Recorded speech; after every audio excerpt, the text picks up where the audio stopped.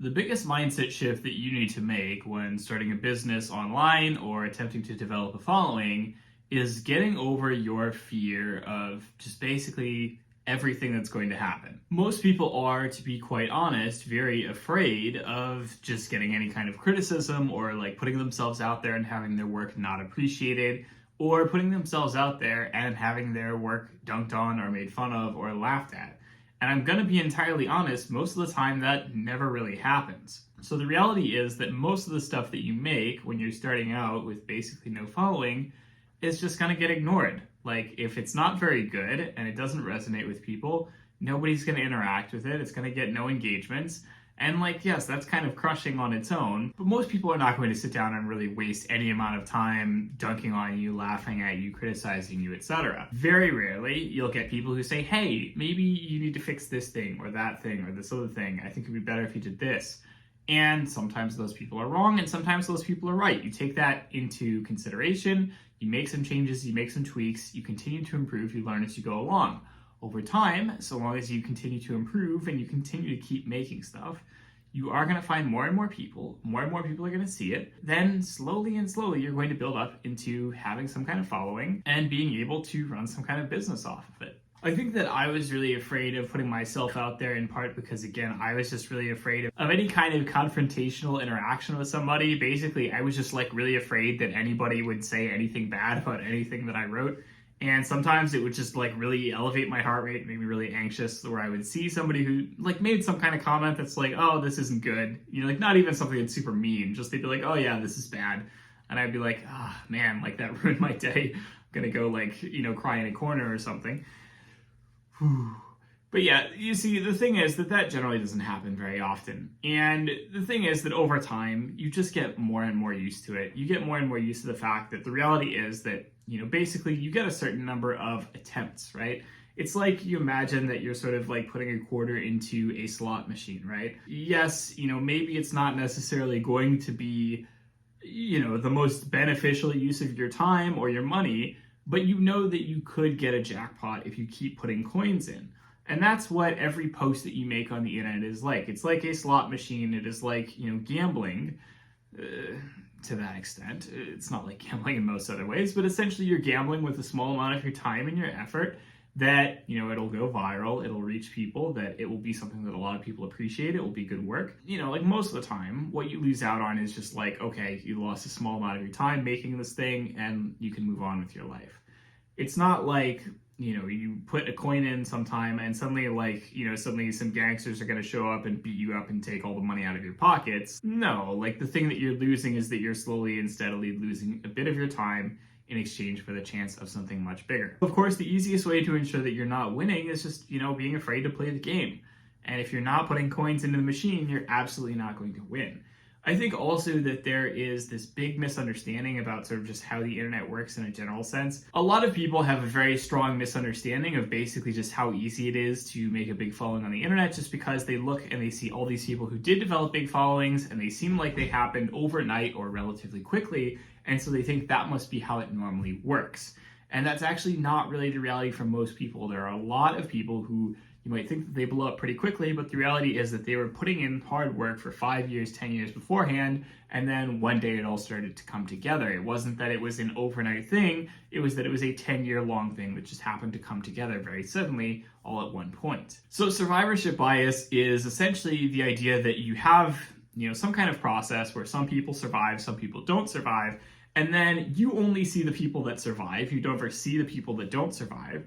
And so as a result, you tend to have an exaggerated idea of what the average is because all you see is those people who survive.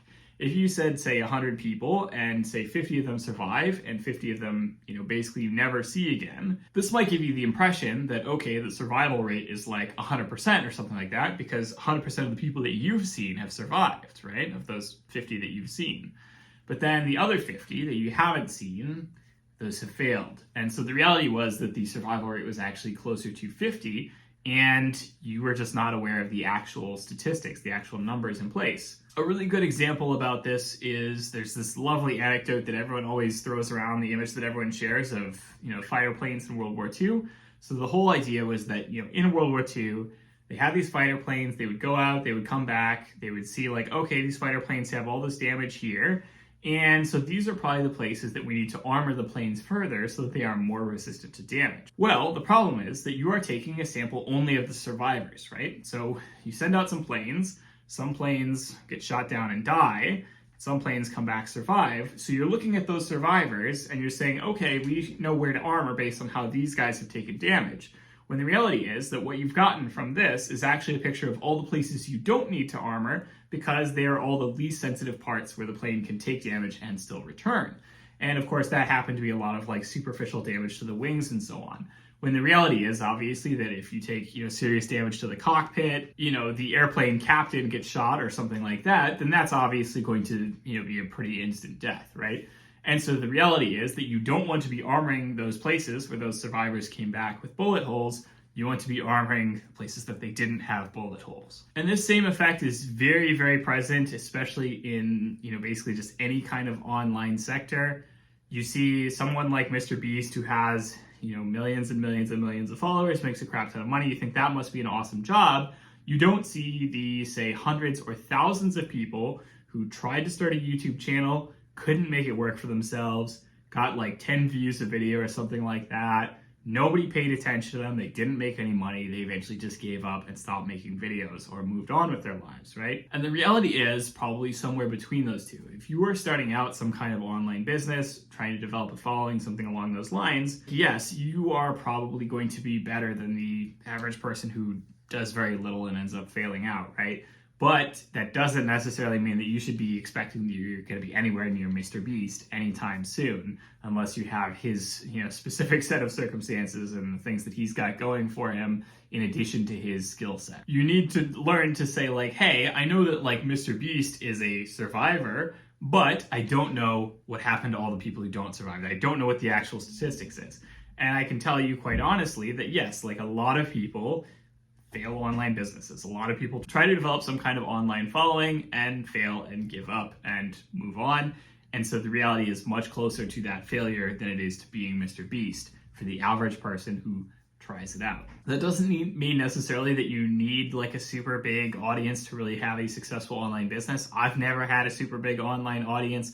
I've had a successful business for the last 10 years and it's continued to grow and develop and it is getting better every year. And that just is what it is. Especially if you work within a particular niche or you work with a particular kind of service or a particular kind of client or a particular kind of product, very often it's not about necessarily having a big following or being super viral or anything about that. It's about having the right kind of content that attracts the kind of person that you are looking for that wants to buy the kind of product or service that you are selling.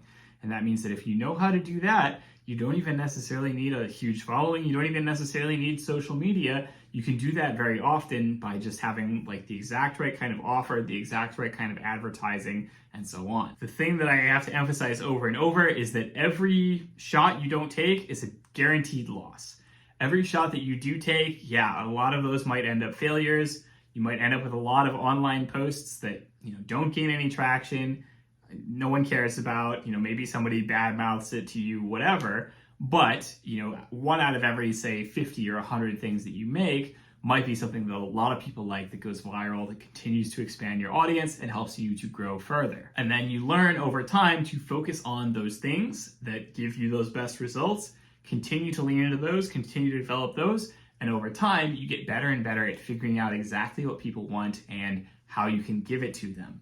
And the end result is that you get better and better, and so does your business, and you continue to develop an online following. Most people are afraid that, the worst case scenario is that they're gonna post a YouTube video and immediately their mother's gonna be like, you suck, you're awful. Like, my mom doesn't watch any of my videos. I don't know, like my mother hasn't watched one of my YouTube videos for years, right? It's not her thing. They're not targeted at my mother. She's not my target audience. She's not the kind of person I want to be watching my videos. So getting over that, recognizing that, you are really just all about finding your target audience. If you find somebody who's not your target audience and they insult you, that's fine. They're not there for you. They're there for something else. Laugh at them, move on. It's just a part of being somebody who is visible online. It is what it is. That is all for this week's video. I hope you have enjoyed it. As always, don't hesitate to like, comment, subscribe. Let me know what you'd like to see in future videos. Have a good week. I'll see you all next week.